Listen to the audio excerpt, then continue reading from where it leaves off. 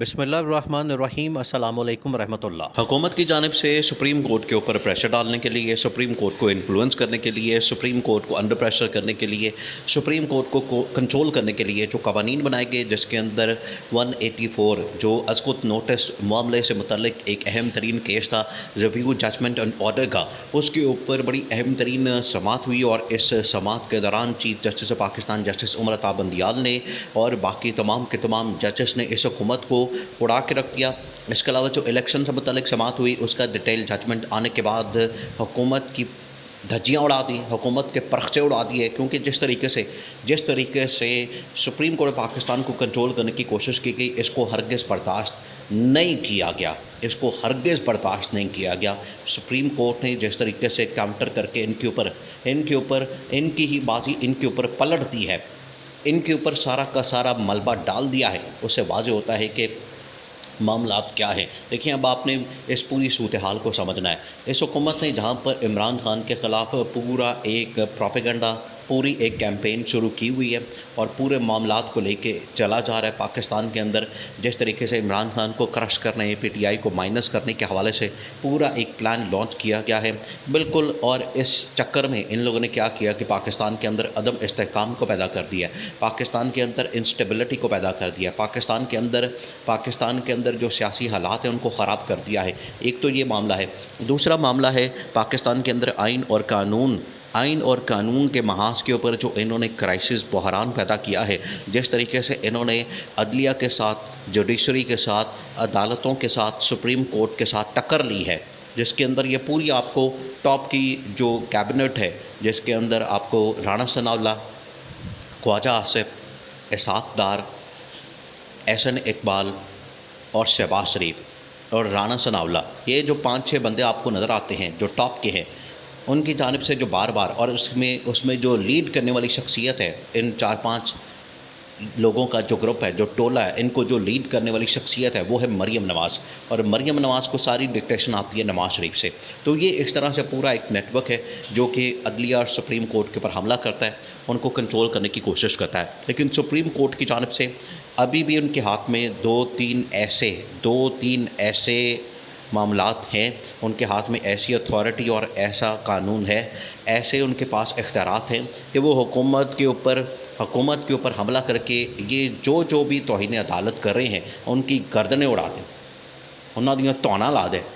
کیونکہ ان کی جانب سے بار بار سازش کر کے سپریم کورٹ کے اوپر حملہ کیا جاتا ہے۔ اب آپ نے اس معاملے کو سمجھنا ہے۔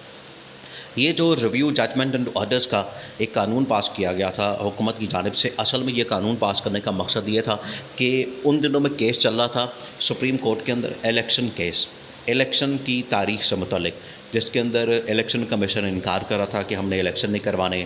سپریم کورٹ کہہ رہی تھی کہ آپ الیکشن کروائیں۔ عمران خان نے اس کے اندر پٹیشن ڈالی ہوئی تھی، عمران خان نے دونوں اسمبلیاں ریزالو کر دی تھیں، پنجاب اور کے پی کی۔ شہباز شریف اور یہ پوری حکومت الیکشن کروانے سے انکار کر رہی تھی، اور ان کی یہ سازش تھی، اور اسی سازش کو لے کر یہ چلے۔ آخرکار 14 مئی گزر گئی، جو فیصلہ دیا گیا تھا، انہوں نے الیکشن نہیں کروائے۔ تو ان دنوں میں انہوں نے یہ سوچا کہ یہ تو الیکشن سے متعلق اب کیس چل رہا ہے، تو آئندہ تو ہمیں ڈنڈا آتا ہی رہنا ہے، آئندہ جس طرح سے سپریم کورٹ میں ہمارے خلاف کیسز چل رہے ہیں، تو ان کے اوپر بند باندھنے کے لیے ہمیں یہ 2-3 قانون پاس کرنے چاہیے، قانون سازی کرنی چاہیے، تاکہ ہم راستہ روک سکیں مستقبل کا، تاکہ سپریم کورٹ آ کے ہمارے اوپر حملہ نہ کرتے، سپریم کورٹ آ کے ہمیں ڈنڈا نہ دے، ہماری منجی تھلے ڈانگ نہ پھیرتے، تاکہ ہمارا بالکل ہی خاتمہ ہو جائے سیاسی طور پر۔ اس وجہ سے ان کو یہ پتہ ہے کہ نہ اہلی کی تلوار وہ ہمیشہ ان کے اوپر سروں پہ لٹک رہی ہے، اور یہ اتنی دیر تک لٹک رہی ہے۔ دیکھیں، ایک کیس کے اندر چیف جسٹس نے رانا ثناء اللہ سے متعلق بڑے سخت ریمارکس دیے، اور وہ کیس تھا آڈیو لیکس کمیشن کا، کہ آڈیو لیکس کی جاتی ہیں ان کی جانب سے، حکومت کی جانب سے پہلے، آڈیو لیکس کرنے کے بعد اس کو کوئی ویریفائی نہیں کرتا، اس کی کوئی اتھینٹسٹی چیک نہیں کرتا کتنی اتھینٹک ہے، کیا وہ واقعی میں جینون ہے، اس کے اندر باقی کوئی وزن ہے، کس نے ریکارڈ کی ہے۔ ایک تو یہ بات کہ کتنی اتھینٹک ہے، دوسری کس نے ریکارڈ کی ہے، کون اس کے پیچھے ریکارڈ کرنے والا ہے۔ یہ 2 سوال، اور اس طرح کی باتیں نہیں پوچھی گئیں، اس طرح کے معاملات کے اوپر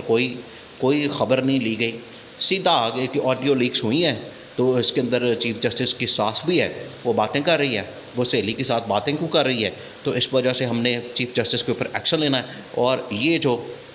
قانون ہے یہ پاس کرنا ہے۔ اور آڈیو لیکس کا ایک کمیشن بھی بنا دیا، انکوائری کمیشن۔ سپریم کورٹ کو چیف جسٹس کو اس کے اوپر غصہ چڑھ گیا، وہ تپ گیا چیف جسٹس، اس نے کہا ان کی ایسی کی تیسی، یہ جو آڈیو لیکس کمیشن بنا کے خود بخود بیٹھ گئے ہیں، آپ ہی جج بن گئے، آپ ہی وکیل بن گئے، تو آپ ہی سب کچھ فیصلے کر کے بیٹھ گئے۔ یہ چیف جسٹس نے جب نوٹ کیا کہ یہ خود ہی انہوں نے سب کچھ فیصلہ کر لیا اور خود ہی انہوں نے آڈیو لیکس کمیشن بنا دیا، تو اس میں اور رانا ثناءاللہ آ کے پریس کانفرنس کر دیتا ہے۔ اس کے اوپر چیف جسٹس نے کہا کہ رانا ثناءاللہ تم باز رہو، تمہاری حرکت میں نے دیکھی ہے، تم جو ہر روز منہ اٹھا کے پریس کانفرنس کرتے ہو اس کے اندر خود سے کہہ رہے ہو کہ آڈیو لیکس اصلی ہے، پھر اس کے بعد کہہ رہے ہو کہ اب اس کے اوپر ایکشن ہونا چاہیے، اور اب کہہ رہے ہو کہ ججوں کو فارغ ہونا چاہیے، تمہیں استعفیٰ دینا چاہیے اور تمہارے استعفے کا میں بندوبست کرتا ہوں، تمہاری گرفتاری کا، تمہارے خلاف آرڈر کا، تمہارے خلاف توہین عدالت کا میں بندوبست کرتا ہوں۔ یہ پھر چیف جسٹس نے رانا ثناءاللہ کو ڈنڈا دیا، اس کو ٹانگا، اس کو رگڑا، اس کی منجی کے نیچے ڈانگ پھیری۔ پھر یہ اس نے بتایا کہ تم لوگوں نے جو ملک کے اندر تماشا بنایا ہوا ہے آئین اور قانون کے ساتھ، تم لوگوں نے ملک کا پٹھا تو بٹھا دیا ہے، سیاسی طور پر، معاشی طور پر ملک کا بیڑا غرق کر کے رکھ دیا، ادھر سے تم نے اوپر سے یہ رئیس قصر قانون اور آئین کے محاذ کے اوپر تم لوگوں نے تباہی پھیر دی ہے، اور ملک کے اندر اتنی زیادہ افراتفری، انتشار خلفشار، اتنا زیادہ معیشت کی تباہی یہ آج تک کبھی نہیں ہوا جو ان کے دور میں ہوا ہے۔ اور ان کی حکومت نے یہ جو کارنامے کرتوتے ہیں، یہ ان کی وجہ سے پاکستان کے اندر اتنی زیادہ جو ٹینشن اور اتنی زیادہ یہاں پر کشیدگی نظر آتی ہے۔ تمام ادارے آپ اٹھا کے دیکھ لیں، تمام جگہیں آپ اٹھا کے دیکھ لیں، آپ عدلیہ سے لے کے جتنے ادارے ہیں آپ کو اس کے اندر تباہی اور بربادی نظر آئے گی، اس کے علاوہ کچھ بھی نظر نہیں آئے گا۔ عوام بیچاری سڑکوں کے اوپر رو رہی ہے، عوام کا کوئی سننے والا، کوئی اس کی بات کرنے والا نہیں ہے، ان کو صرف اپنی پڑی ہوئی ہے کہ عمران خان کا ہم نے کیا کرنا ہے اور ججز کا کیا کرنا ہے، اور الیکشن کے اندر کیونکہ ہم نے حکومت نکالنی، حکومت اتنی آسانی سے آپ کو ملنے والی نہیں ہے۔ اگلی حکومت کے لیے جو آپ ڈیلیں کرتے پھر رہے ہیں، جو دوڑے لگا رہے ہیں، جو بھاگ دوڑ کر رہے ہیں، ادھر جاتے ادھر جاتے، انوں ملتے انوں پوچھتے انوں دس، یہ جو آپ نے دوڑیں لگائی ہوئی ہیں کہ اگلی حکومت ہم نے نکالنی، اگلی حکومت کو آپ بھول جائیں۔ ابھی جو آپ نے اتنے زیادہ کٹے کھولے ہیں، ابھی جو آپ نے ملک کے اندر اتنے زیادہ بحران پیدا کیے ہیں، اتنا زیادہ بڑا کرائسس آپ نے پیدا کیا ہے، ہر محاذ کے اوپر، ہر سطح کے اوپر، ہر سیکٹر میں، ہر کیٹیگری میں، ہر ڈپارٹمنٹ میں، اس کی وجہ سے ملک اتنے زیادہ نقصان، آج تک کبھی اتنا زیادہ نقصان پاکستان نے نہیں دیکھا جو ان لوگوں نے کر دیا، اور اب اس کو پورا کرنے کے لیے اگلے 50 سے 100 سال چاہیے۔ اور یہ اب جو نقصان کرنے والے ہیں یہ سمجھتے ہیں کہ ہم آ کے نقصان کو ٹھیک کریں گے، تو یہ ان کی غلط فہمی ہے۔ اب ان کو موقع ہرگز مستقبل میں نہیں ملنا۔